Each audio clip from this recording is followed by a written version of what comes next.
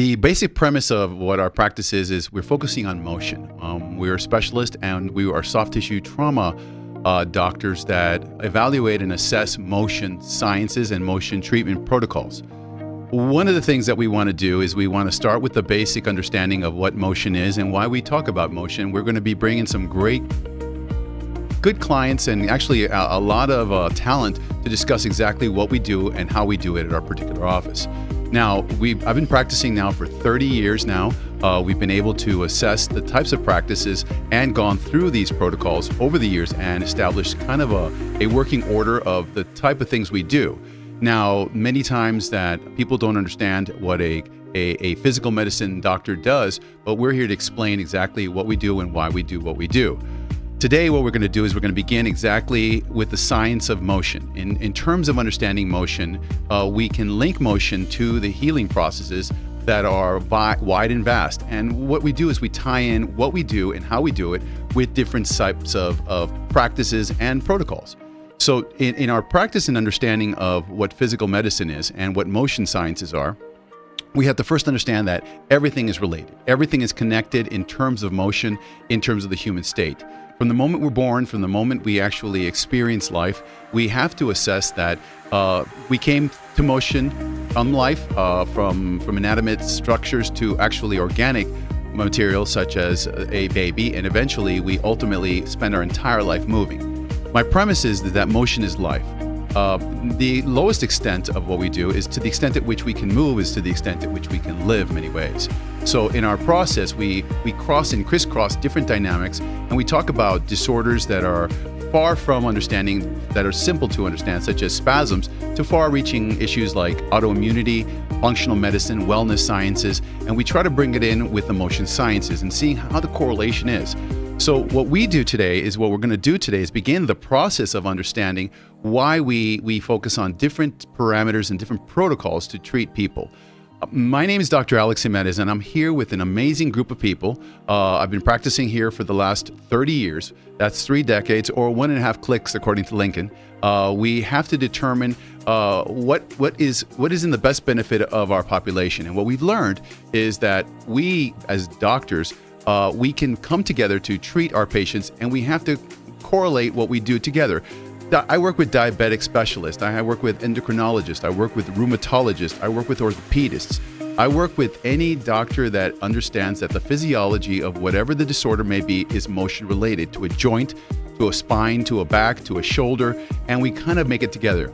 That's why I say tying it together is one of the most important things we can do as a practicing physicians out here in El Paso. Now, we have a lot of great chiropractors, a lot of good ones, and over the years, the technologies and the techniques at each one of these chiropractors are very, very proprietary. They're very singular. A chiropractor that you see today in Egypt is different than a chiropractor in El Paso.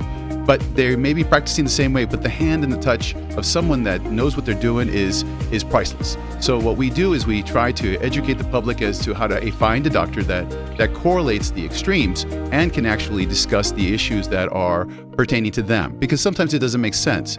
We can look at an autoimmune disorder and ask, what does that have to do with motion? Well, it has a lot to do with it, because if you have an autoimmune disorder such as a rheumatoid issue or an inflammatory disorder, we can relate that it is going to affect the joints. A good clinician will be able to assess what type of doctor, which is the best provider, and what type of treatments are the best appropriate for the patient, referring appropriately and determining what's the best mode of action. Now, the tools that we use subjective, objective assessment, neurological assessments. Without getting too complex, we use a lot of methods in order to assess and tie in what is wrong with the patient. We can relate to intestinal dysbiosis and actually like SIBO, small intestinal bacterial overgrowth. Those issues have a direct effect on inflammation, which has a direct effect on the entire body's immune system. A person who has an intestinal dysbiosis will most likely have some sort of inflammatory disorder in their body and ultimately have issues with their joints. That is our goal, to be able to assess the joint issues, the spine issues, the back problems, and determine exactly what is going on with the patient. Now, in order of integrative medicine, we have issues like low back issues, sciatica, we have the normal injury to the neck, whiplash disorders. Our goal is to bring it and tie it together to understand the disorders. For example, when you hear sciatica, people may understand that they believe that that's a disorder. Well, it's a syndrome. It's a disorder that has hundreds of different causes, from a simple piriformis syndrome to an entrapment disorder to a spinal lesion, a herniated disc. There's a lot of reasons that someone may have what we call sciatica. Relating that, and we can also understand that someone that's under stress has a flare-up of sciatica. Someone with sciatica has intestinal issues.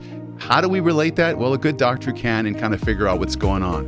What we're trying to do here today is to evaluate what it is that we do in our particular practice and allow the doctors around everywhere to understand that there is a huge gamut and a huge disconnect if we believe that joint-related problems stay with joint-related problems. Anyone here can tell you that if they have a knee problem, they have a neck problem many times if it's chronic and prolonged. If they have an ankle problem, well, you can tell you that the opposite hip may have issues. Now, someone who's an athlete who is extreme and really calibrated well may be able to tell you right away, you know what, my knee hurts and now my back is hurting. That correlation is very, very understood by someone who uses their body in extreme ways. But for the average individual, the mom, the dad, the grandma,